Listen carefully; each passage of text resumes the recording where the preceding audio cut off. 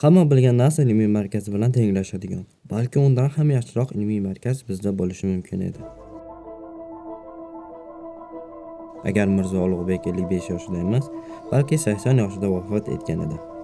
Uning hayoti yana 30 yilga uzaygan bo'lardi. Xo'sh, shu 30 yil ichida hozirgi O'zbekiston qanday bo'lardi? Bu 30 yil oddiy vaqt emas. Bu davr davomida u to'xtamaydi, yanada chuqurroq o'rganadi, ko'proq olimlarni yig'ardi. Qurgan inshooti oddiy rasotxona bo'lib qolmas edi.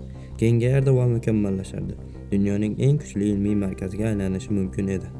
Samarqandga kelayotgan karvonlar oltin emas, ilm olib kelardi. Hindistonda matematiklar, Forsdan astronomlar, Yevropadan yosh tadqiqotchilar, hammasi bir joyga, Samarqandga yig'ilardi. Samarqand ilmiy markazi nafaqat teleskoplar, balki kvant superkompyuterlari, sun'iy intellekt laboratoriyalari bilan to'lardi. Bu yerda yaratilgan algoritmlar butun dunyo uchun yangi bilimlar darvozasi bo'lardi. Balki birinchi raketa ham shu yerda yaratilardi. Oyga birinchi bo'lib qadam qo'yganlar ham o'zbeklar bo'lishi mumkin edi. Ana yerdan mehmonlar kelishdi. Oyda biza birinchimizmi desam, o'zbeklar oshib o'tiribdi. Balki Elon Musk kabi buyuk insonlar O'zbekistondan chiqardi. Tasavvur qiling, sizni ertalab birinchi ko'rgan yangiligingiz. O'zbekistonda Garvard darajasidagi ta'lim muassasalari bo'lardi. Shu sabab chet el talabalari bu yerga o'qish uchun kelardi. Amerikalik ota-onalar qarindoshlariga mening farzandim O'zbekistonda o'qiydi deb faxr bilan aytishardi. O'zbek tiliga ham talab kuchayardi. Endi miyani portlatuvchi tasavvur. Interstellar kinosi o'zbek kino tomonidan suratga olingan.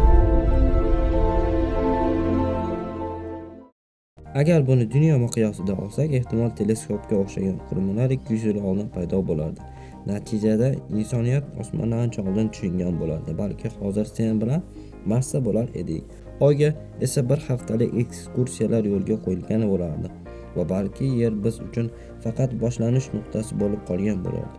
O'sha qo'shimcha 30 yil ichida faqat ilm emas, tafakkur ham o'zgargan bo'lardi. Odamlar dunyoga boshqacha qaray boshlardi. Har bir bola kichikligidan yulduzlarga qarab oz o'qilishni emas, balki ularni tushunishni o'rganardi. Ilm oddiy fan emas, hayot tarzi bo'lib qolardi. Shaharlar ham boshqacha shakllanardi. Ko'chalarda faqat transport uchun emas, tajriba va konservatoriyalar uchun joy ajratilgan bo'lardi. Har bir burchakda kichik laboratoriyalar, ochiq darslar, kuzatuv maydonlari paydo bo'lardi.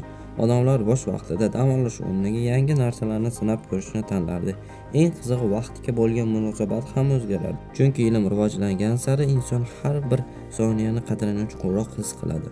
Bekor o'tgan vaqt yo'qolgan imkoniyat sifatida qaralardi. Shu sabab jamiyat yanada intizomli, lekin bir vaqtning o'zida yanada erkin bo'lib qolardi. Balki tilimiz ham yanada boyib ketardi.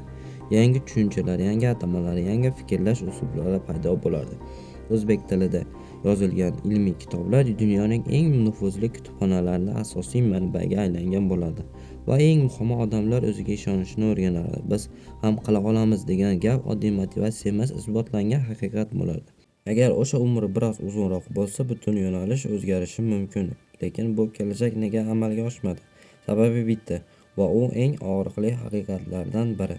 Tashqi dushmanlar tomonidan emas, eng yaqin insoni tomonidan yo'q qilindi. Uning o'limi tasodif emas. Bu rejalashtirilgan xiyonat edi. Va eng achinarlisi, buning o'z o'g'li amalga oshirgani.